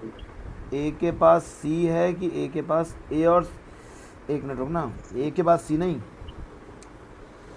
बी के पास ए है कि बी के पास सी है, ये देखो, बी के पास ए है कि बी के पास सी, बी के पास ए कि बी के पास सी, बी के पास ए ही है, ए, ये आ जाएगा बी ए सी ए। फिर से बताऊं, आ गया सर। फिर से बताऊं क्या? सुन लो एक सर बार, लास्ट क्वेश्चन। आ गया। फिर से सुन लो, एक बार सुन लो। ए और सी के बीच में है सर, 8%, तो सबसे कम ए और सी के बीच में है। फिर 20% है ए और बी के बीच में, और सबसे ज़्यादा है बी और सी के बीच में, सबसे दूर होगा ये। हाँ, अब बोलो, आ गया ना? ये भी हो सकता है, क्या? ये भी हो सकता है क्या? क्या? कौन कौन सा ऑप्शन बताना जरा फिर से? सी ए बी हो सकता है क्या? सी ए बी, हमें तो 4 में से ऑप्शन इसका रिवर्स, क्या? ये तो नहीं पूछ रहा। सी ए बी भी हो सकता है, पर हमारे पास आंसर है ना, मिल तो गया, जरूरत क्या है? तो सर इसके तो दोनों आंसर होंगे ना, ए और डी। नहीं होगा, क्योंकि नन ऑफ द अबाउ तब होता है जब नहीं होता कोई भी पॉसिबल आंसर। Okay sir. ऐसा होता ही नहीं वैसे, कोई भी 3 ऑप्शन, अगर 3 जीन है तो ऐसा होगा ही नहीं कि नॉन पॉसिबल ना हो, कुछ ना कुछ 5-6 होते तो हो सकता था गड़बड़ दे। ओके, नेक्स्ट क्वेश्चन है सेक्स लिंक डिसीजेज। मैं बोलूँ भी कि नहीं बोलूँ? आंसर हो जाएगा कलर ब्लाइंड। ठीक है, छोड़ूं? यस सर, छोड़ते हैं सर। केस तो कल करवा देना। अरे सर हम भी बच्चे हैं सर। बढ़िया है तो, अच्छा तो लग रहा है, क्या दिक्कत है ये बताओ तुम लोग? मजा तो आ सर रहा है। मेरी सर ठीक है सर। क्या? सुबह से तीनों तो सब्जेक्ट बाकी कल करना। चलो ठीक है। सर मेरा इंटरनेट खत्म हो गया।